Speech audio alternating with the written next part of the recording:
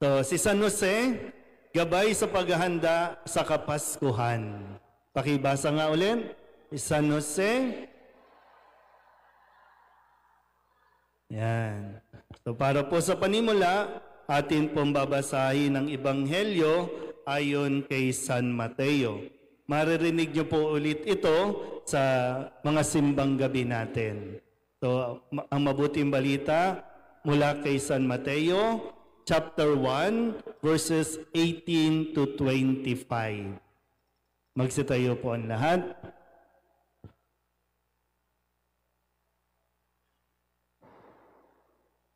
Sumainyo ang Panginoon.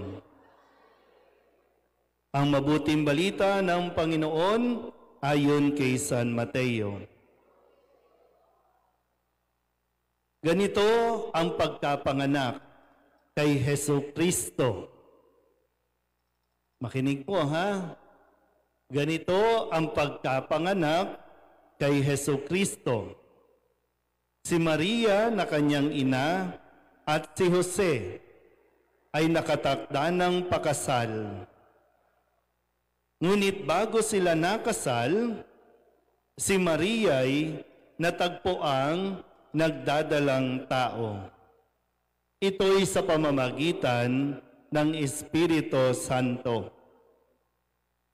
Isang taong matuwid itong si Jose na kanyang magiging asawa. Ngunit ayaw niyang mapahiya si Maria. Kaya ipinasya niyang hiwalayan ito ng lihim. Samantalang iniisip ni Jose ito, napakita sa kanya sa panaginip ang isang anghel ng Panginoon. Sabi nito sa kanya, Jose, anak ni David, huwag kang matakot na tuluyang pakasalan si Maria, sapagkat siya'y naglihi sa pamamagitan ng Espiritu Santo. Manganganak siya ng isang lalaki at ito'y pangangalanlan mong Jesus, sapagkat siya ang magliligtas sa kanyang bayan sa kanilang mga kasalanan. Nangyari ang lahat ng ito upang matupad ang sinabi ng Panginoon sa pamamagitan ng propeta. Maglilihi ang isang dalaga at manganganak ng isang lalaki, at tatawagin itong Emmanuel. Ang kahulugay, kasama natin ang Diyos. Nang magising si Jose, sinunod niya ang utos ng anghel ng Panginoon. Pinakasalan niya si Maria, ngunit hindi ginalaw ni Jose si Maria hanggang sa maipanganak nito ang isang sanggol na lalaki na pinangalan nga niyang Jesus. Ang mabuting balita ng Panginoon. Maupo na po ang lahat. Muli, isang magandang gabi sa inyong lahat. Palapakan natin. Asa na ang PPC natin, Paris Pastoral Council? Ang ibang mga ministries and organizations, nasaan na po? Yan. So mahalaga po, lalo na sa mga ministries and organizations, dahil tayo po ang mga naglilingkod sa mga susunod na araw, magiging abala tayo, baka mauwi lang tayo sa gawain, hindi naman tayo nakapasok sa pagninilay o mga mensaheng dapat na matutunan at marinig natin. Okay. Hindi ko alam kung hanggang saan ito aabutin. Clarify ko kanina kung malinaw ba akong magsalita at malinaw ba yung dating ng audio. Taas ang kamay na nagsasabing malinaw. Okay. Babalikan po natin yung binasa kong kwento sa Ebanghelyo. Ito yung kwento ng pag-ibig at pag-iibigan ng mag-asawang si Maria at Jose. Ngayon, sisimulan natin ulit ang kwento. Kailangan natin balikan ano ang nangyari. Bago pa man mapunta doon sa Belen, mayroon nangyari sa magkasintahan. Okay? So, sisimulan natin. Nay, kwento. Hindi pa man po ikinakasal silang dalawa, tagpo ang naglilihi si Birheng Maria. Sabi po doon, no, sa unang bahagi ay, ano yung unang bahagi? Ang pagkakapanganak kay Jesus. Okay? At sinabi niya, no, yung susunod na bahagi. Pagkatapos ng bahaging yon, ano ang narinig nating pahayag? Di ba sabi po, ganito ang pagkakapanganak kay Hesus Kristo. Ngayon, ano ang sumunod doon? Anong Pinahayag po na merong isang babae na maglilihi.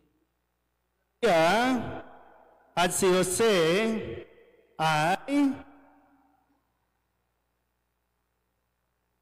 dulo. Hanggang saan ba ang wireless natin?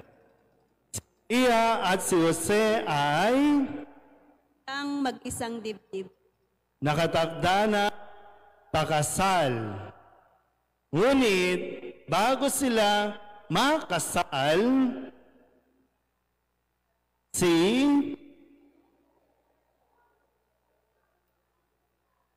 wala na. Si Maria po ay kakasal kay St. Joseph.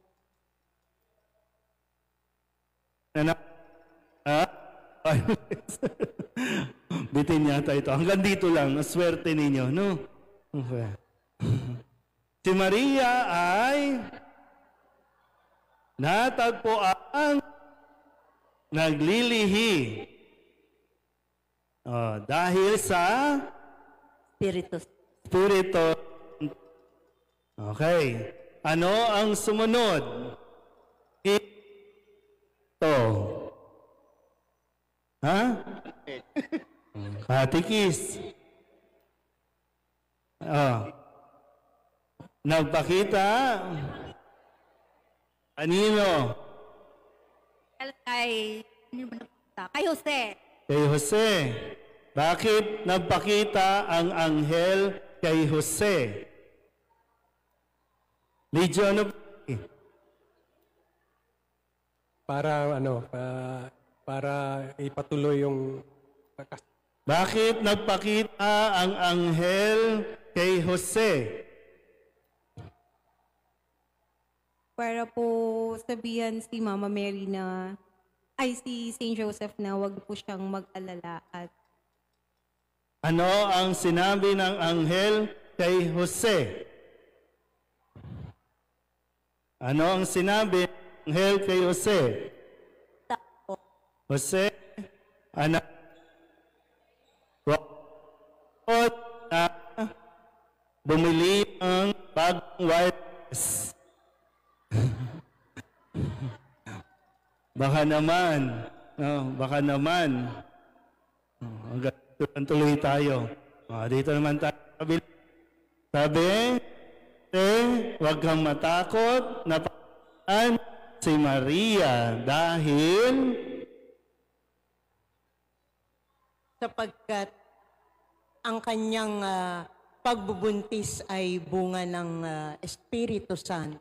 Dahil sa Espiritu Santo. At ito ay papangalanan mong Emmanuel. Emmanuel. Jesus. Emmanuel. Ang kahulugan ay kasama natin ang Diyos. At pagkatapos noon, nang magising si Jose,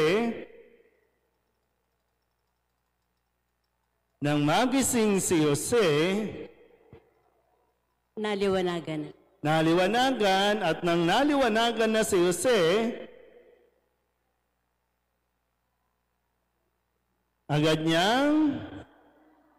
nang magising si Jose, agad niyang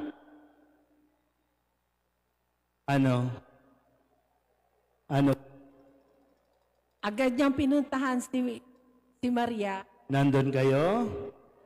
Wala. Agad niyang sinunod ang bilin ng anghel at kanyang pinasalan si Maria. Ngunit, ano yung dulo? Ngunit, ano yung dulo? Ngunit, hindi niya ginalaw si Maria hanggang sa ipanganak si Jesus na pinangalanan niyang Jesus. Ang gulo nyo, ano? Kaya mahalaga po na sa bawat pagdalo natin sa misa ay talagang nakikinig tayo at nauunawaan din yung mga nagpapahayag. Mga lektor dito sa simbang gabi kapag nakatulog ang parisyoner sa pagbabasa ninyo, nako. Okay po tayo, naalala na yung kwento? Kasi ang kwentong ito ay kwento rin ng karamihan sa atin. Ito ay kwento ng pag-ibig, ito ay kwento ng pamilya na kailangan din nating nauunawaan. Hindi tayo pwedeng reklamo lang tayo ng reklamo, hindi tayo pwedeng puro lang tayo samaan ng loob dahil nga hindi natin sinusubukan unawain ang sitwasyon, ang pinagdaraanan, lalong-lalo na ng mga magulang. May mga anak, lahat naman tayo, mga naging anak, may mga magulang tayo, kahit na ikaw ay magulang na ngayon, yung mga magulang mo, baka hanggang ngayon, hindi ka pa nakaka-move on. Bakit sila nagkaganon? Bakit ganon sila? Kaya ngayon subukan natin, no? Kasi kadalasan kapag Advent Recollection, si Maria ang pinagtutuunan natin ng pansin. Sabi ni San Jose, baka naman. Baka naman. Total, sa San Jose tayo. Babalikan natin ulit po, sana po, mas maalala nyo ang kwentong ito, kahit na hindi na po yung aking mga pinagsasasabi. Okay. So sabi, ganito ang pagkapanganak kay Hesus Kristo. Nandyan din ba yan sa screen natin, Tokom? So ganito po ang pagkakapanganak kay Hesus Kristo. So hindi lang basta pinanganak na, okay na. Mayroon pang mga kwento. Para bang sa isang teleserye, sa isang pelikula, may mga dagdag na magpapa-excite ng ating pong buhay. Taas po ang kamay ng mga may asawa dito. Yan. Kahit iniwan na kayo. Iniwan na kayo na nasa langit na, no? Pero diba, masarap balikan yung pag-iibigan ninyo. At kailan nyo ba huling ikinuwento sa inyong mga anak yung pinagdaanan ninyo? Naikikwento nyo ba? Diba, yung papaano kang ayaw sa iyo ng tatay nung nililigawan mo? Diba, ayaw nung magulang nung lalaki sa babae, kasi yung babae mukhang pera.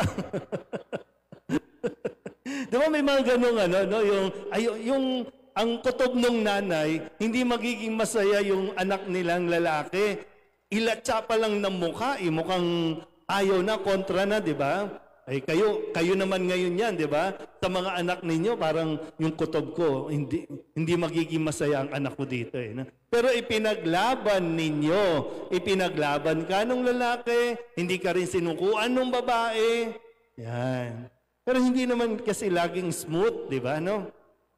Mayroon kayong mga obstacles, may mga tutol, may mga minsan yung pag-aaway, na hindi lubusang naiintindihan, di ba yung mga pinagseselosan, di ba?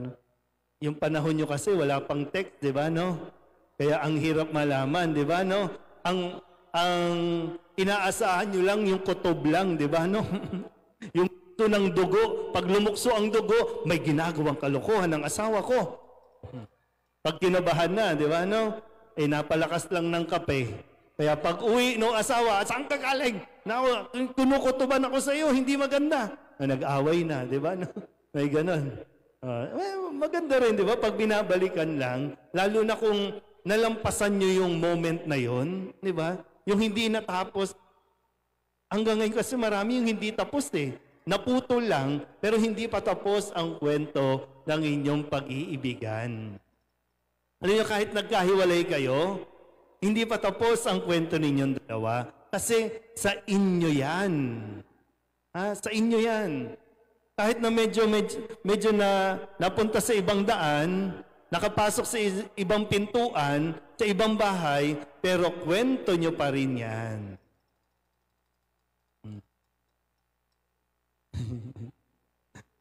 Yan. May mga sumasadline. May sumasadline lang ng konti. Pero kwento nyo yan. Okay. So ganito naman yung kay Jesus. Bago ninyo makita, yung banal na mag-anak doon sa Belen, balikan muna natin. Kala nyo, dahil banal na mag-anak, Holy Family, kala nyo okay na sila? Hindi. May mga pinagdaanan bago pa lumabas sa mundong ito si Jesus na anak ni Maria at anak ni Jose. Proceed tayo? Okay. Si Maria na kanyang ina at si Jose ay nakatakda ng pakasal. Kanina may blines tayo sa misa na nag-aanibersaryo ng kasal. Pag sinabing kasal, mag-asawa. So tandaan niyo po hanggat hindi nagpapakasal, hindi kayo mag-asawa. Kahit 10 na ang anak ninyo, pag hindi kayo kasal, hindi kayo mag-asawa. So ngayon, sabi diyan, nakatakda ng pakasal. Nakatakda. Kaya nga mayroong tinatawag na engagement. Mayroong preparations. Ngayon, medyo bongga ang mga engagement. Tama ba? Tama ba yung term? Proposal. Yung proposal pa lang, di ba? No? Talagang milyon-milyon na yung ginagastos. Tapos pag napakasal na, mas bonggang-bongga pa. Pagkatapos ng 1 buwan, hiwalay na. Yun, no? Annulment na o divorce na ang gustong gawin. Di ba? Bakit ganun, no? Binonggahan nyo ng todo, yung proposal ninyo, may paiyak-iyak pang nalalaman, may pa-surprise pa. Tapos, yan. Kasi po, kadalasan kapag nakatakda ng pakasal, ang pinaghahandaan ay kasal. Hindi yung pag-aasawa. Magkaiba po yun, Ang dapat, lalo na yung mga kabataan na naririto, ang pinaghahandaan ay ang pag-aasawa. Kasi yung kasal, madali lang yan. Pero yung pag-aasawa, yun yung mas matinding kailangan mong paghandaan. Kaya nga dito, kultura ng mga Hudyo, lalo na nung panahon ni Jose at ni Maria, nakatakda ng ikasal, si Jose, naghahanda na yan. Saan ititira? Saan sila manunuluyan? Kapag mag-asawa na sila, kapag kinuha na ni Jose si Maria sa bahay nila, saan sila titira? Hindi pwedeng puro na lang sogo. Mahirap yun. Di ba? Araw-araw, sogo? Hindi pwede yun. Kaya nga, handa ka ba? Mayroon ka bang tirahan? Mayroon ka bang ipapakain? May trabaho ka ba? Kaya mo ba? Kasi may tabi-tabi po, no? kahit na sabihin natin, mahal na mahal ninyo ang isa't isa, mahal na mahal ninyo ang magulang ninyo, mahal ninyo ang inyong mga anak, kaya ayaw ninyong maghiwalay, kaya kahit na may asawa na, magkakasama pa rin kayo. Tabi-tabi po sa mga desisyon ninyo, no? Pero ang desisyon ng Diyos, kapag mag-aasawa na, dapat bumukod. Kaya nga, it will take para kay Jose na kailangan niyang itayo muna yung bahay. Magtatayo muna yung lalaki ng bahay. Paghanda na yung bahay, kaya nga kasama sa ritual na susunduin yung babae doon sa bahay at ihahatid na doon sa kung saan sila titira. Naintindihan ba yun, ha? Mga ate, ha? Huwag kayong papayag, ha? Hanggat walang sariling bahay. Ha? Kasi mahirap makitira sa biyanan. Kasi sa bawat kaharian, tandaan nyo ha, sa bawat kaharian, isa lang ang reyna at hari. Naku, paano ka magiging reyna no, sa asawa mo kung lagi nandyan yung nanay niya na sige, subukan mong murahin ng anak ko, tayo magtutuos.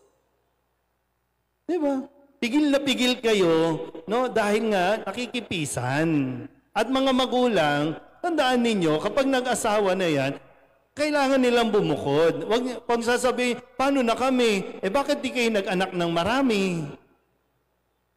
Kasi yun yung plano ng Diyos dapat Mas maganda po, alam nyo, mas maganda yung magulang ang makikitira sa anak. Kasi alam niya, kung ano at sino siya sa bahay na yun. Pero kapag ang anak, nag-asawa, tumira sa bahay ng magulang, alam ninyo, kontrolado ng magulang ang bahay na yan kasi kanila yan. Okay, pag-usapan na mabuti, ha? Okay po tayo dito sa bagay na ito. So ngayon, si Jose ay nakatakda ng pakasal kay Maria. Pinaghahandaan pa. Excited na si Jose. No, na sana kasi normally 1 year, no, so susunod na taon na yung kasal nila. Kaya engaged na sila. Sa kultura nila, mag-asawa na kung tutuusin 'yan. Bakit ko nasabi mag-asawa? Mamaya po malalaman ninyo kung bakit. Kasi para bang yung engagement 50% pa lang 'yan. Hindi pa kayo totally 100% na mag-asawa. Pero kapag engaged na, para na kayong mag-asawa niyan. Naintindihan po? Okay. Next. Yan, ito na, exciting part. Sabi kanina, pinaghahandaan ni Jose ang ilang kasal. Kasi siyempre, pagkatapos ng kasal, ano ang susunod? Ano yung namimiss nyo? Honeymoon. Sagradong bagay yun, ha? Sagradong bagay yun na binigay ng Diyos. Yung pagtatalik ng mga mag-asawa. Okay, siyempre, inihahanda ni Jose. Okay, kaya lang, ang problema, bakit ganon? Bago sila nakasal, si Maria ay natagpo ang nagdadalang tao. Hindi ko alam kung sino yung mga chismosa nung panahong iyon, paano nalaman na si Maria ay buntis o nagdadalang tao. Hindi pa sila kasal o hindi pa sila nagsasama ni Jose.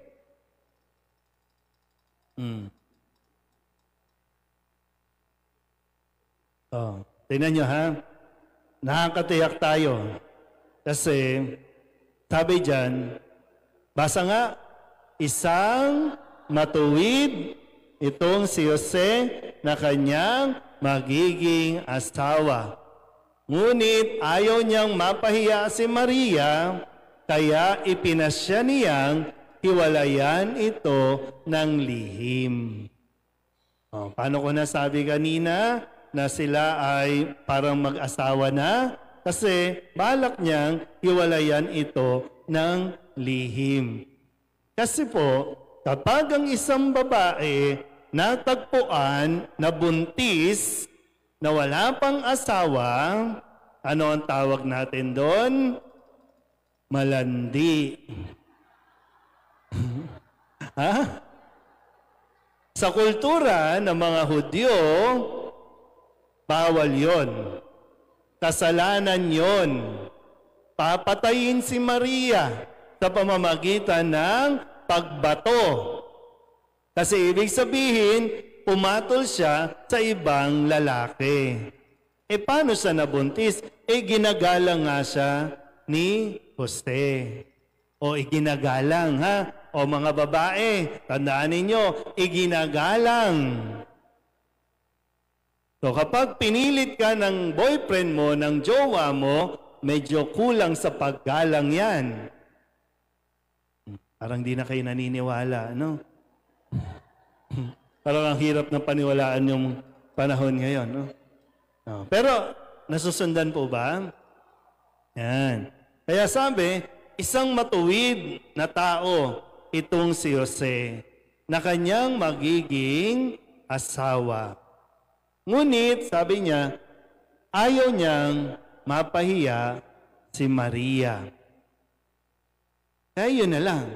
Ipinasya niyang iwalayan ito ng lihim. Pero, asawa ni... Pero, yan. Habang iniisip ni Jose ang mga bagay na yan, nagpakita ang anghel sa kanyang panaginip. Kasi siyempre, no, bilang lalaki, mahirap tanggapin yun. No? Yung para bang, pag nalaman mo na niloko ka, di ba? Tinindeho ka, ano bang tawag natin dyan? Tinindeho, iniputan sa ulo, naisahan ka. Nagtiis nga si Jose, di ba? Hindi niya ginalaw si Maria. Kasi yun yung tama. Na hihintayin mo ang araw ng kasal. Ngayon kasi, buntis muna bago kasal. Binabaliktad natin lagi, di ba, no? Kaya kapag, alam nyo, pag binabaliktad natin ang ayon sa plano ng Diyos, doon tayo nagkakaproblema. Pero kung susundan natin kung ano ang plano ng Diyos, mas nagiging maginhawa ang buhay. Ayan na. So, nag-iisip na si Jose. Ano kaya ang gagawin niya? Kung kayo si Jose, ano kaya ang gagawin ninyo? Paano niyo ba ihiwalayan si Maria? Paano niyo ba ihiwalayin yung minamahal ninyo? Ayan. Sabi nito, sabi nung anghel, Jose, anak ni David, huwag kang matakot na tuluyang pakasalan si Maria. Sabihin nyo nga sa katabi ninyo, huwag kang matakot. Yan. So, pinapaliwanag na nung anghel na hindi niya dapat hiwalayan si Maria dahil nga siya ay naglilihi o nabuntis sa tulong ng Espiritu Santo. Pero si Maria lang ito, ha? Si Maria lang ang nabuntis dahil sa Espiritu Santo. Huwag na kayong magsasabi, Nay, Tay, nabuntis ako ng Espiritu Santo. Mayroon pong kalapating bumaba sa akin at nabuntis na ako. Ha? Wala nang ganon. Ha? Sa ating pananampalataya, tanging si Maria lang ang nag-iisang pinagkalooban ng ganitong grasya. Kaya nga, napupuno ka ng grasya. Okay? Pero, tinan niyo po, no? Namuntis naman si Maria nang walang tulong ni Jose. Pero ang gusto ng Panginoon, pakasalan pa rin ni Jose si Maria. At ang gusto ng Panginoon, si Jose pa rin ang maging tatay ni Jesus. Yung pagplano ng Diyos talaga eh. Diba? At kikilos talaga ang Diyos. Pinaliwanag ng anghel kung anong katayuan, anong kalagayan. Sabi niya, manganganak siya ng isang lalaki at pangangalanan mong Jesus. Sapagkat siya ang magliligtas sa kanyang bayan sa kanilang mga kasalanan. At nangyari ang lahat ng ito upang matupad ang sinabi ng Panginoon sa pamamagitan ng propeta. No. Basa nga, sabay-sabay. Maglilihing ng isang lalaki at tatawaging Emmanuel. Diba? So, ibinibigay pa rin kay Jose yung responsibilidad, yung kapangyarihan na magbigay ng pangalan sa bata. Balikan ko ulit ha. O pwede namang wala na si Jose sa picture. Kasi nga, nabuntis nga si Maria sa tulong ng Espiritu. Di ba? Pero gusto ng Diyos kasama si Jose. At si Jose ang magbibigay ng pangalan. Tatay, lalaki ang magbibigay ng pangalan. Taas nga ang kamay ng mga tatay dito. Anong mga binigay niyong pangalan sa mga anak ninyo? Pag ako nagbibinyag dito kung ano-ano mga pangalan ng mga bata ngayon eh. Sabihan ninyo yung mga apo ninyo, yung mga anak ninyo, kung magbibigay ng pangalan, no, laging magpapaalala dapat ng biyaya ng Diyos sa kanila. Yan. Okay na, naintindihan na. So, binigay na kay Jose. Habang nag-iisip si Jose, ito yung ibinigay ng anghel. Kaya, nang magising si Jose, basa, nang magising si Jose, ang utos ng Panginoon at pinakasalan niya si Maria. Sabihin nyo nga sa katabi ninyo, mahiya ka naman. Sige, sabihin nyo, mga lalaki, mahiya naman kayo. Si Jose nga hindi niya sariling anak, hindi siya nakabuntis, pero pinakasalan niya yung babaeng mahal niya. Ngayon, ikaw mo tata, ayaw mo magpakasal.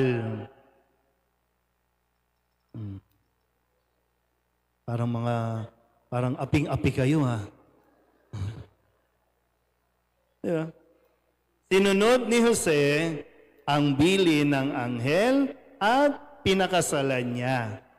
Ulitin ko po, pwede namang hindi na nagpakasal. Pero pinakasalan pa rin niya si Maria. Tuloy pa rin yung ritual kasi may yung rito, no, yung kanilang tradisyon. Tuloy pa rin yun. Kasi kailangan pa rin na hindi dapat napipilitan si Jose, yung lalaki. Kaya nga ipinaliwanag muna sa kanya. Para kung magdidesisyon siya, desisyon pa rin niya ito. Hindi pwedeng sasabihin na, pinilit lang naman ako ni Lord kasi nagpakita yung anghel Diba? So, desisyon pa rin niya. Kasi naintindihan niya yung magiging bigat ng responsibilidad nilang mag-asawa. Diba? Yung tunay na nagmamahal. No? Sa mga kalalakihan, ito yung tunay na nagmamahal. Sa mga kababaihan, ganito ang hanapin ninyong katangian. Mahirap na? Mahirap na. Mahirap na daw, no? Kaya yan, ngayon, ang gusto na lang, kapwa babae, kapwa lalaki. Kasi wala nang makitang katulad ni San Jose, wala na rin makitang katulad ni Maria. Ay, buhay. Matapos sundin ni Maria, ni Jose, yung anghel, pinakasalan si Maria, sabi pa rin dyan, ngunit hindi ginalaw ni Jose si Maria hanggang sa maipanganak nito ang isang sanggol na lalaki na pinangalanan niyang Jesus. Di ba? Kala nyo, madali yung love story ni Jose at ni Maria? Muntikan na silang mag-break.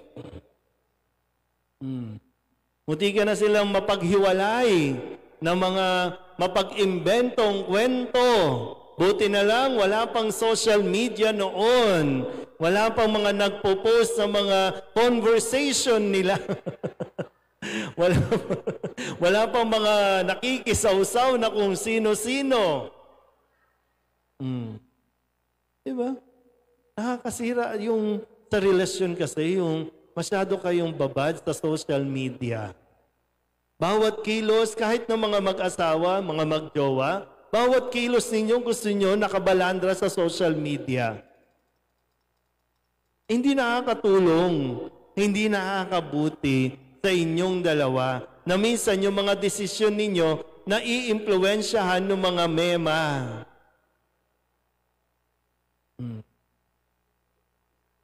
Mema po, hindi nyo alam yung mema? Mema sabi lang. Anong year ba kayo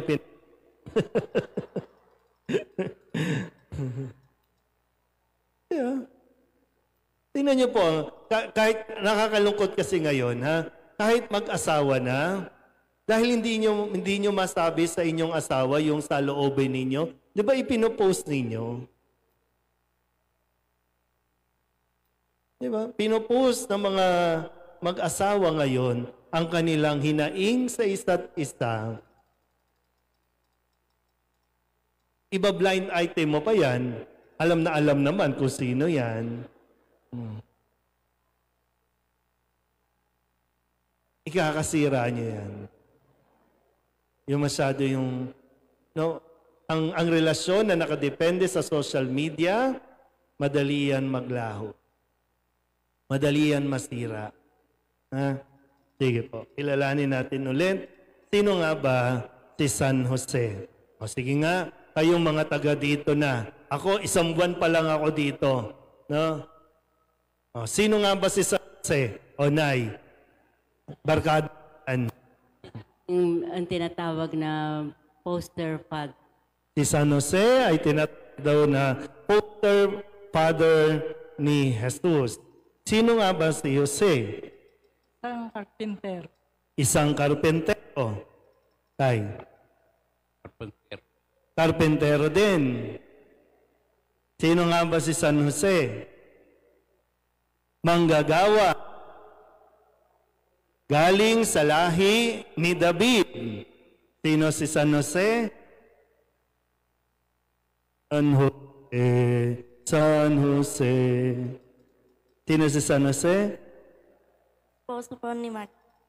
Ismoso ni Maria? Kabiya. Esposo Maria. Sino si San Jose? Tingnan nga natin. At least may alam natin, no, yung ilang bagay. Pero tingnan natin yung ilan sa mga sinasabi din ng mga eksperto. Yan. Sabi ni St. John Paul II, naabutan natin ito, si St. John Paul II. Basa nga, St. Joseph was a just man, a tireless worker, the upright guardian of those entrusted to his care. So narinig natin, di ba, no? Yung anghel na sinabing, huwag kang matakot, pakasalan si Maria kasi yung kanyang ipinaglilihi. At yung ilan sa mga bahagi ng mga nandito sa wall natin, di ba, ito yung mga paglalakbay ni Jose. Yung mga yung sa stained glass natin, yan, mga buhay ni San Jose. Parang ngayon lang kayo nakatingala sa bahay na ito, ano? So, ito ang bahay ni San Jose. Pero ang pagkakilala, just man. Kaya nga, isang matuwid na tao itong si San Jose. Tapos, ang sabi din naman ni Blessed Gabriel Allegra, sabi, basa, how great is the dignity of the son of David, Joseph, the husband of Mary. Yung dignity ni San Jose ay dahil sa kanya pong pagiging butihing asawa ni Maria na anak ni David. Sino si David? Uy, sino si Hari, si King David. King David, kaya nga mula sa linya, yung lahi ni David. Di ba? Yung sabi ng laging propeta, mula sa angkan o lahi ni David, magmumula ang Mesiyas. Kaya yung base sa propesiya, si San Jose ang pinakahuling lahi ni David. Kaya si Jesus ay tinatawag ding anak ni David. Pero si Jesus, yung Mesiyas. Si Jose, hindi. Naintindihan po? Yan. Kaya sabi dyan, pag sinabing Son of David, Messiah, yung title. Ito ay kay Jesus. Kasi si Saint Joseph, hindi siya ang Messiah. Pero siya yung the only person sa New Testament na tinatawag na Son of David. Anak ni David. Binanggit yan ng anghel. Inacknowledge nung anghel kung saang lahi galing si Jose. Yan. Okay pa? O, inantok na. May pansit pa ba? Wala. Okay. So, tingnan po natin yung ilan sa mga katangian na dapat nating matularan kay San Jose. Lalo pa ngayon, no? Magpapasko na. Kaya tingnan natin yung mga katangian dapat natin na matutunan kay San Jose.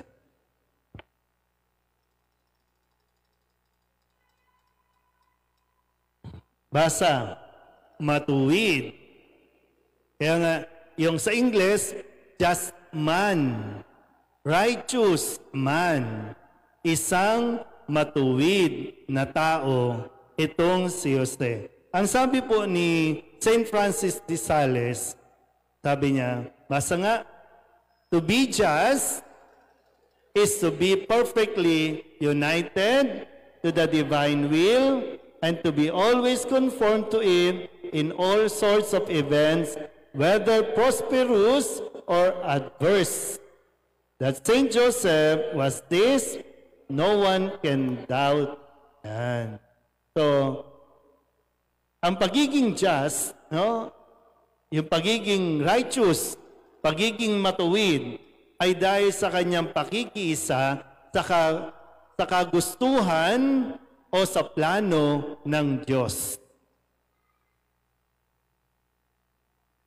At yung pagiging matuwid na sumusunod sa plano ng Diyos sa kahit anong pangyayari sa buhay ng tao. Maging sagana man yan o matinding pagsubok, hindi maaalis dapat yung pagiging matuwid. Naintindihan po? Sabihin nyo nga ulit, matuwid. Kaya nga isa po si Saint Joseph doon sa tinatawag nating the holiest. The holiest, no? Si Mary as si Joseph, the holiest human person na nabuhay sa mundong ito. The most just of all the saints. Kasi lagi nandun sa pagsunod sa kung ano ang plano ng Diyos. Masasaktan o nasaktan man siya, kung ano pa rin ang plano ng Diyos, yun ang kanyang sinunod.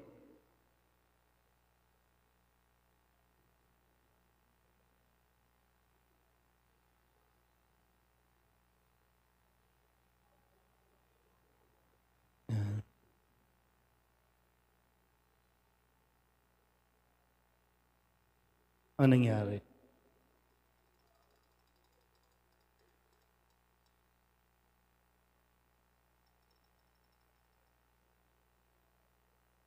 Okay, balik daw tayo sa umpisa. Rewind daw kasi hindi nyo daw naintindihan. Yan, okay. So, ito na.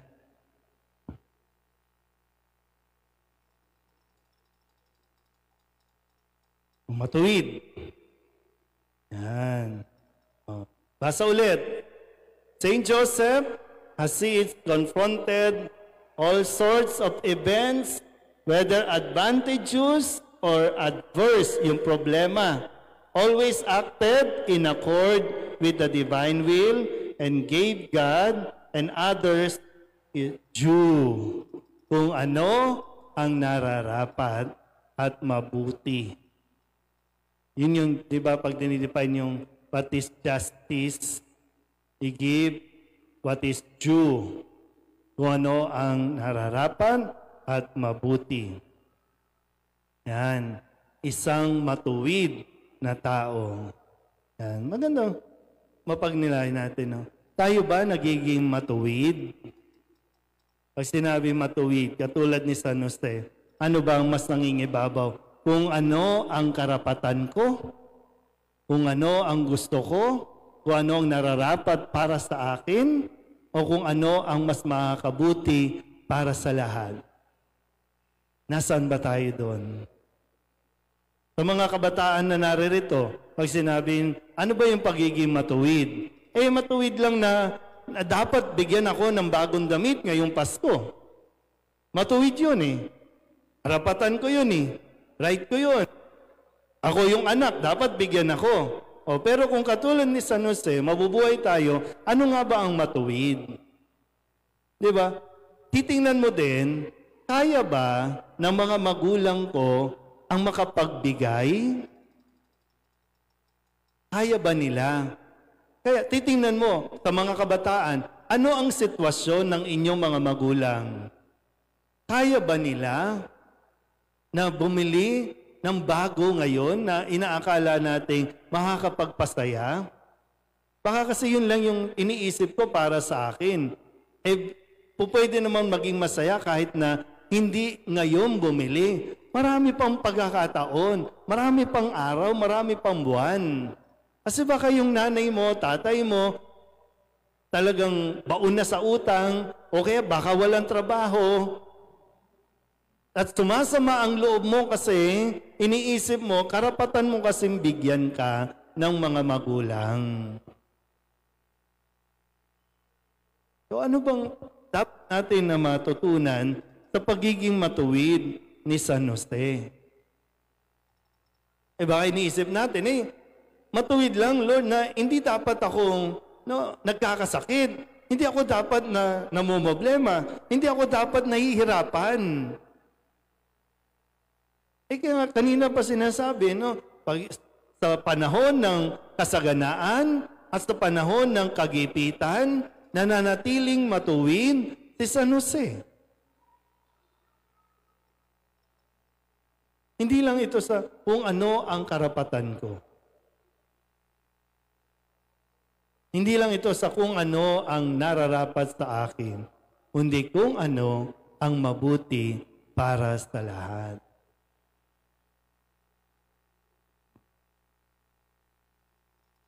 Ano?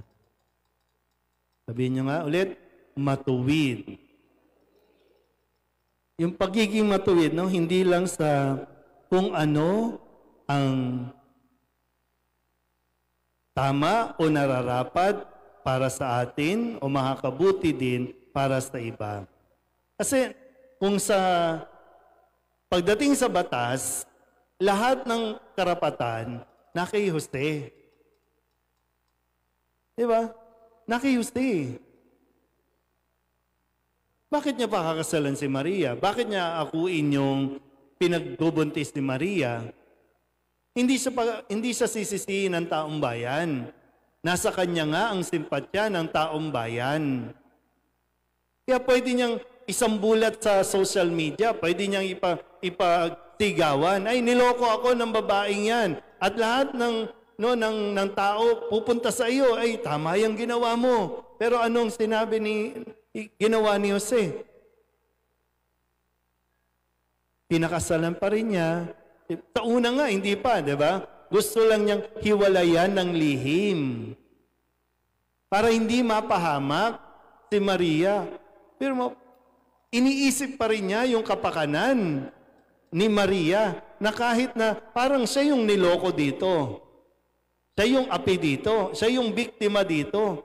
Pero inisip pa rin niya kung anong magiging kalagayan nitong si Maria. Sabihin niyo nga sa katabi ninyo, maging matuwid ka.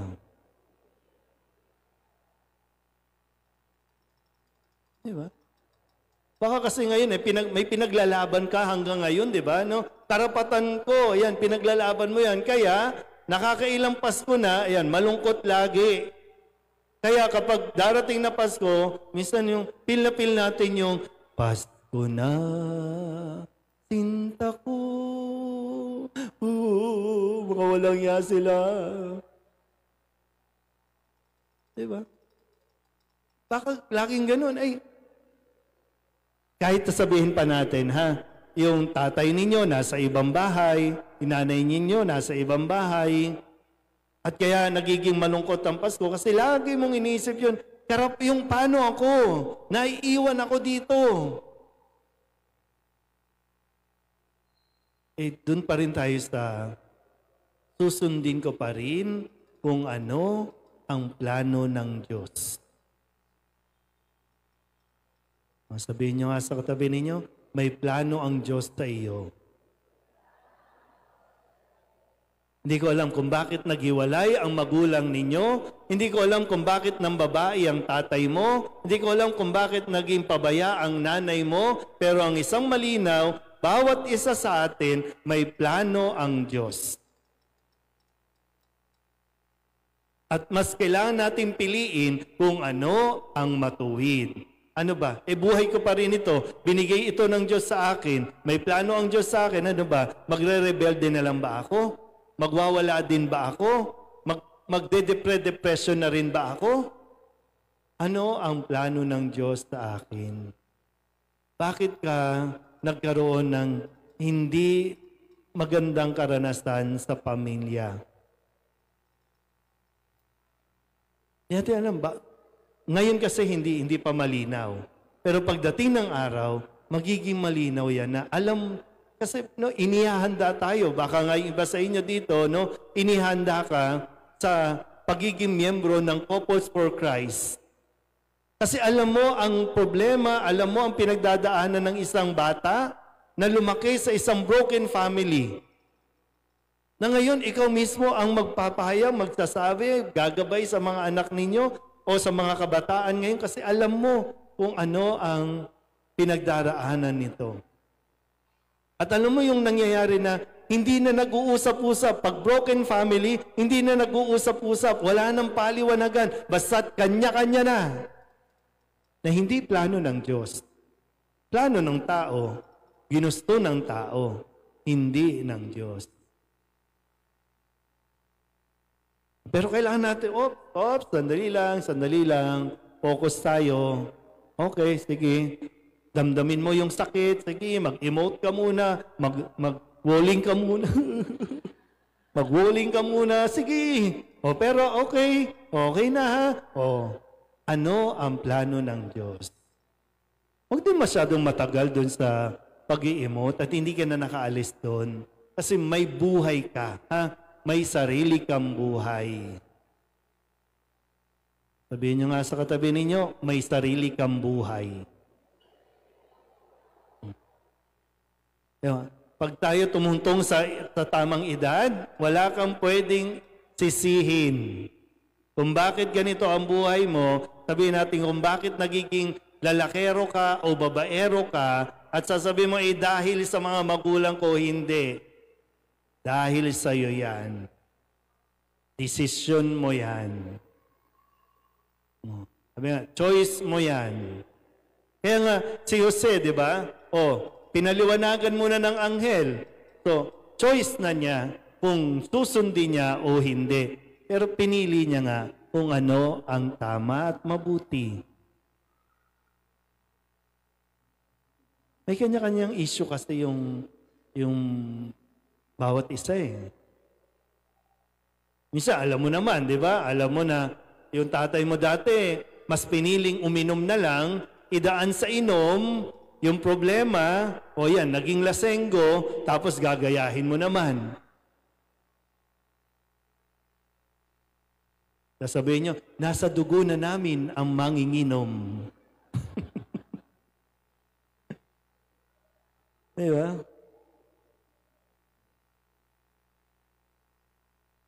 Ay, buhay. Okay.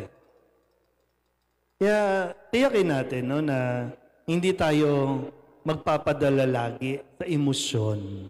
Ha?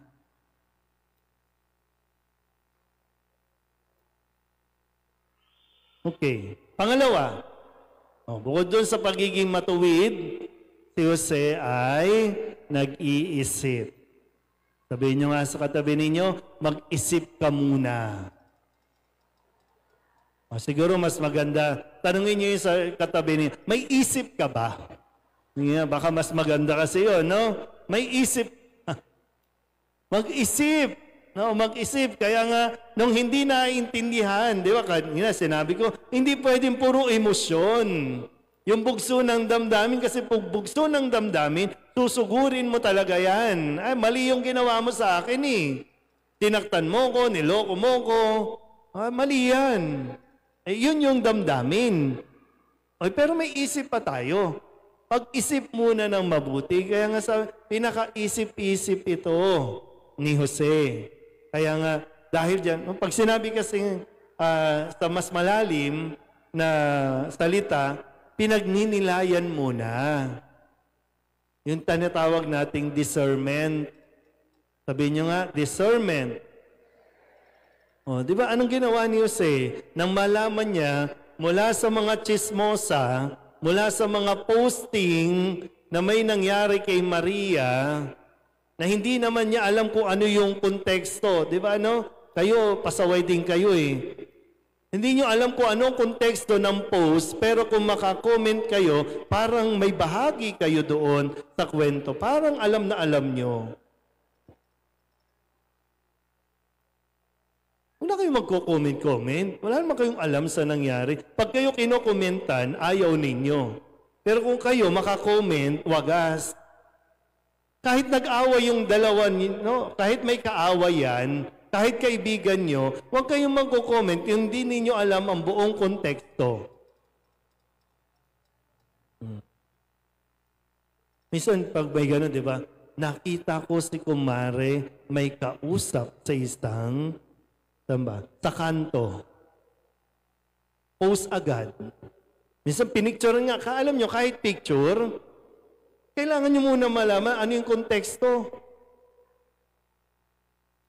Minsan kala mo hinalikan, may binubulong lang.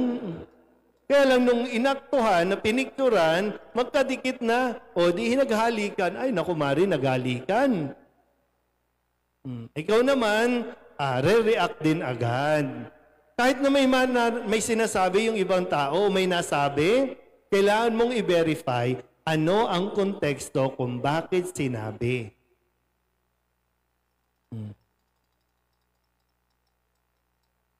Minsan po, nung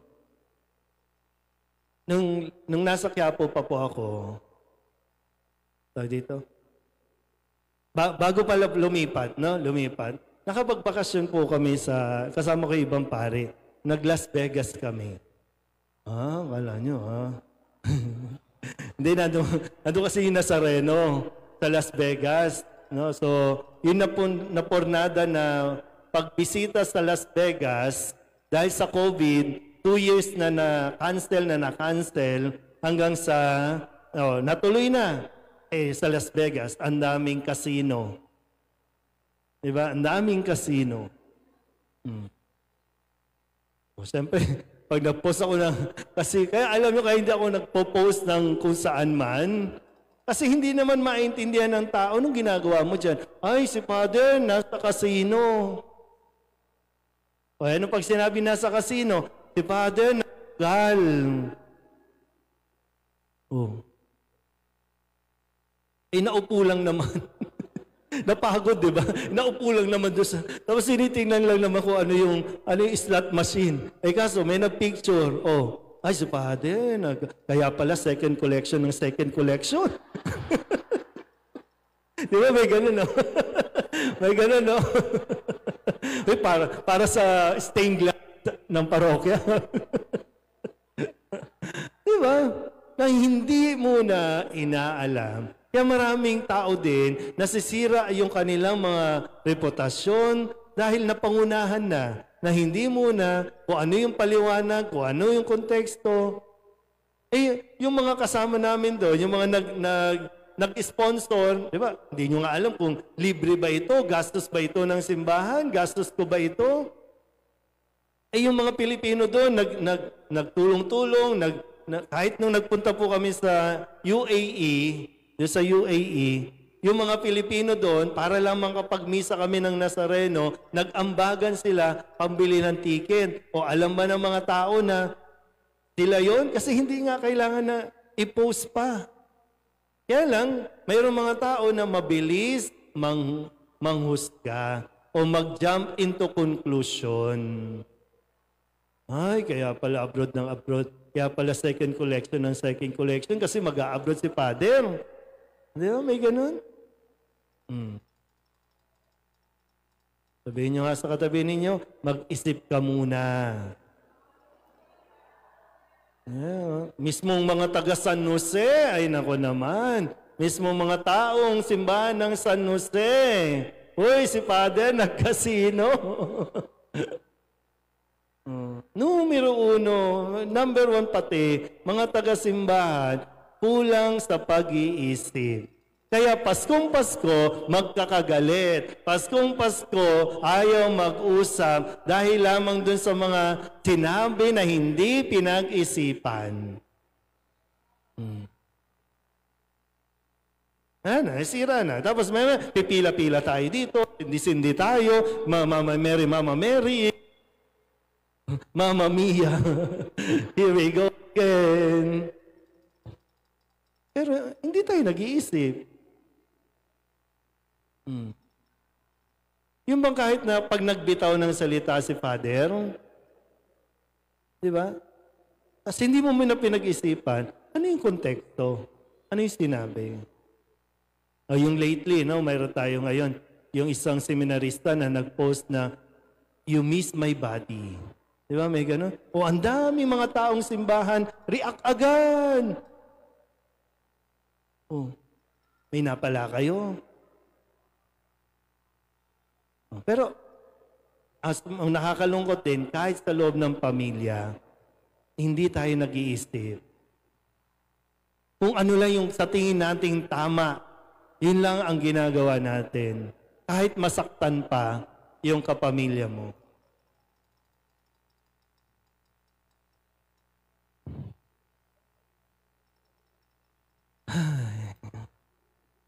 Okay. Pangatlo na yan, ha? So, hindi nagpapadalos-dalos si San Jose. Pinag-isipan, pinagninilayan, idinaan, at idinadaan sa tulog. Tingnan nyo nga yung katabi nyo, kulang na sa tulog. Tingnan nyo nga. Di ba? Kasi yung diba? Nantok na ba? Nananahimik eh. Importante po yun, ha?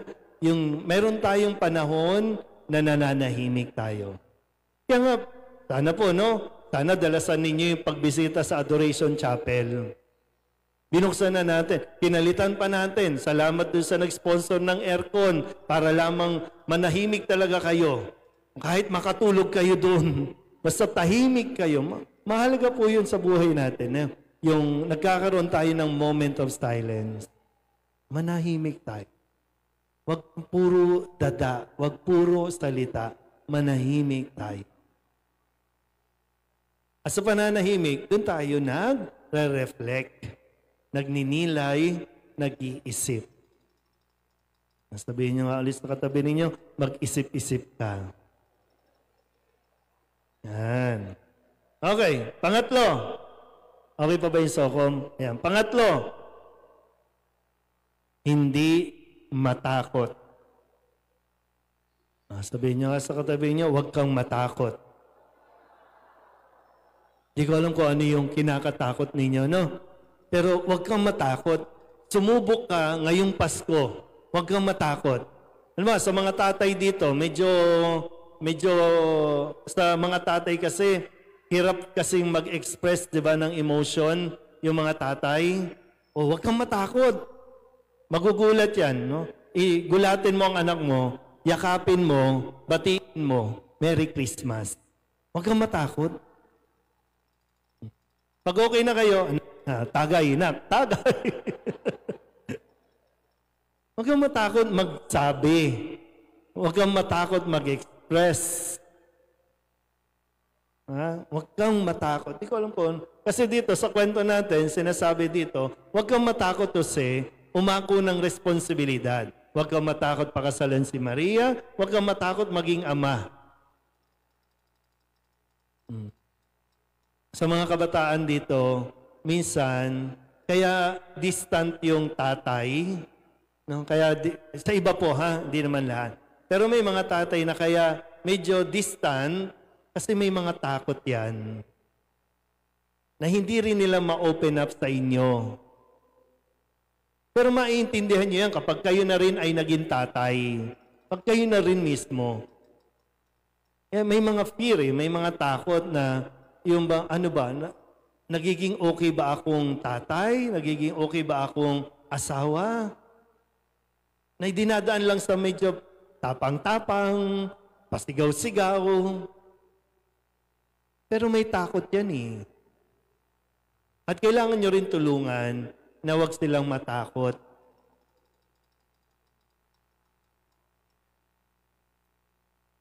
Minsan nasasabi ko po, no? Bakit mas madalas, kasi ito puro byuda na ito, no? Puro byuda na, no? Karamihan dito, byuda, no? Kasi yung mga babae, hindi takot magsalita eh. Kaya mahaba ang buhay ng babae. Yung mga lalaki, takot magsalita. Kaya ayan, na-atake agad sa puso. Patay. Patay na agad. Kasi bihira mag-express. Nahihirapan. Pag gaya nitong mic, nahihirapan na. Nanggigigil na ako sa mic na to. Diba? Diba? Pag hindi mas na-express, na ilalabas, naaatake. Ko alam no, pero yun ang observation ko eh. Pag yung babae mabunganga, mahaba ang buhay. Pag yung lalaki tahimik, maikli ang buhay. Ito mo, si San Jose, nauna. Nauna kay Maria. Kasi tahimik lang si Jose. Pero sa konteksto din, no, mga tatay, huwag kayong matakot magpakasal. O pwede sabihin natin, hindi naman talaga kayo natatakot magpakasal. Natatakot kayo sa panghanda. Hindi responsibilidad eh. Yung pangpainom. Wala kasing pampainom. Yun yung kinakatakot nila. Kung ano sasabihin ng mga barkada nila na hindi sila makapagpainom, nagpakasal-pakasal, tapos wala naman palang pampainom. Yun yung kinakatakot niyan. Yung panghanda, di ba? Kasi yung bang, anong sasabihin ng mga tao? Wala akong panghanda. Pero yung mga matapang, ay, anong pakialam ko sa sasabihin nila? Pakakasal lang kita, tayo naman to, tayo naman ang magsasama, hindi naman sila. Ay kadalasan naman yung mga iniimbitahan nyo sa kasal, after reception, wala na silang pakialam sa inyo, di ba? Kayo na lang yan. Pag pumunta ba kayo sa kanila para sabihin na pengi naman pang bayad kuryente, bibigyan ba? Hindi naman. Na mga lalaki, huwag kayong matakot. Magpakasal. Ha? Umarap kayo, iharap niyo sa altar. Ano na? Okay. Magbo-boyfriend pa ba kayo? Gusto niyo pa ba? Okay. Sabihin niyo nga, alis na katabi niyo, huwag kang matakot. Ngayon, huwag kayong matakot magkumpisal. Huwag kayong matakot magsabi ng kasalanan sa pari. Hindi, kasi ang pari naman nandiyan lang para makinig. Sa Diyos pa rin tayo humingi ng tawad. Ang Diyos pa rin naman ang nagpapatawad. Kaya huwag kang matakot.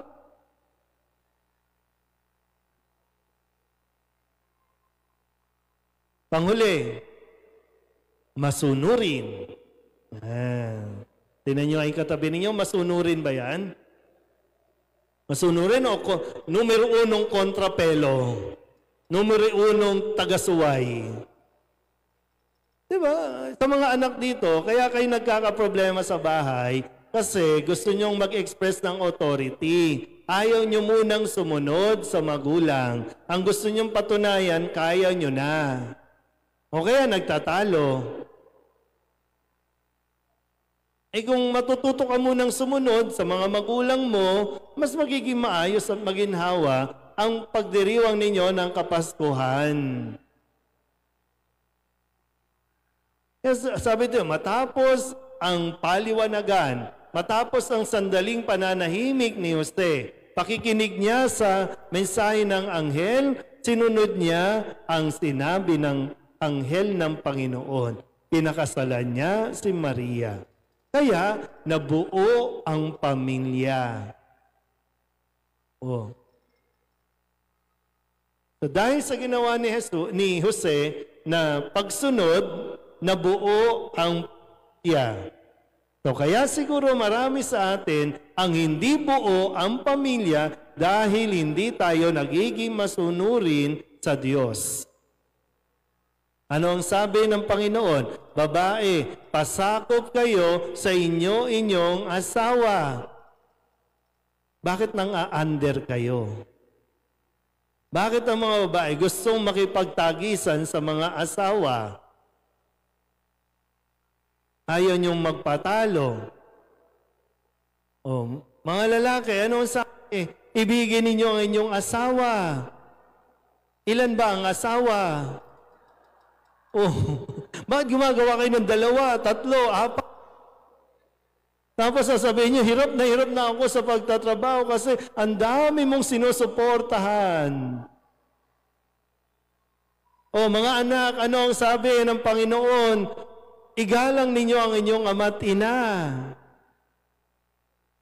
Kaya lang ngayon, anong naririnig sa mga anak? Mga anak ang ayaw iparinig. Mga anak ang nagmumura sa magulang.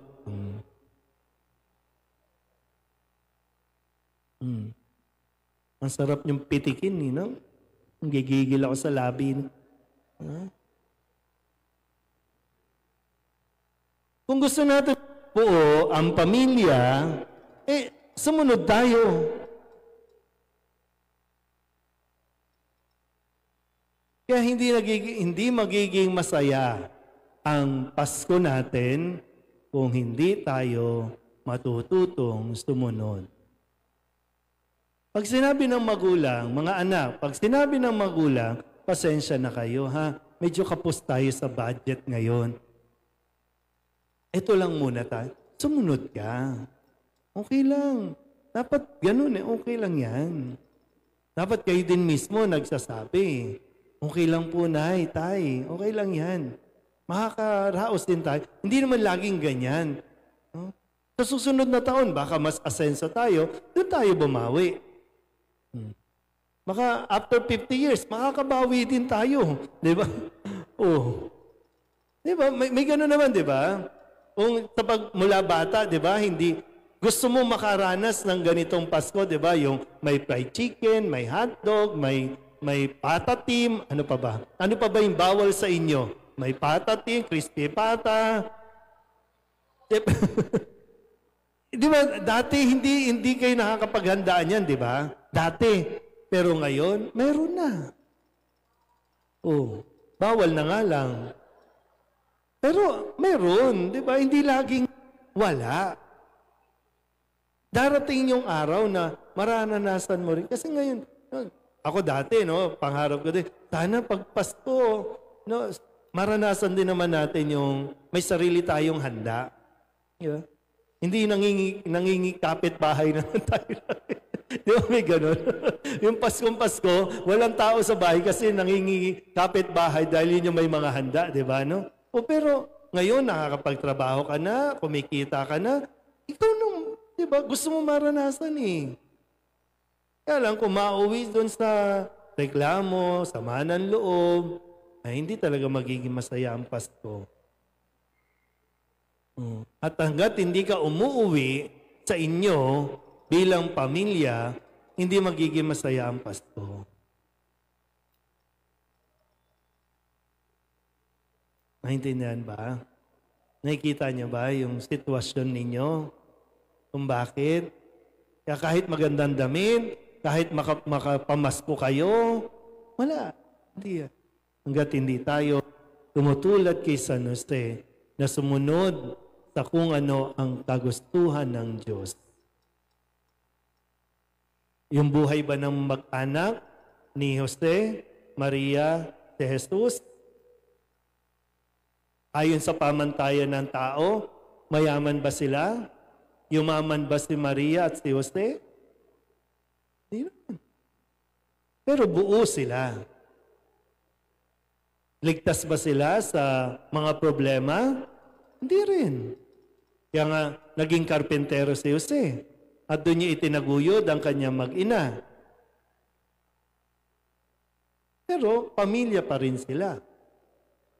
May nagtangka sa buhay ng kanyang mag-ina ng ibang bayan. Nag-migrate. Naging OFW. Ano magkakasama sila? Kasi yun ang gusto ng Diyos. Kaya lagi, Jose, bumangon ka. No, may gustong pumatay sa kay Jesus. Idalhin mo sila sa Ehipto. O pagdating, Jose, balik na kayo sa Nazaret. Sinusunod ni Jose kung ano ang plano ng Diyos. Sinabi, Jose, punta ka na dito sa langit. Iwan mo na yung mag-ina. Kaya na nila yan. Ayun, nauna na sa langit. Napunta sa Gagalangin, Tondo, Manila. Napunta dito. Diba?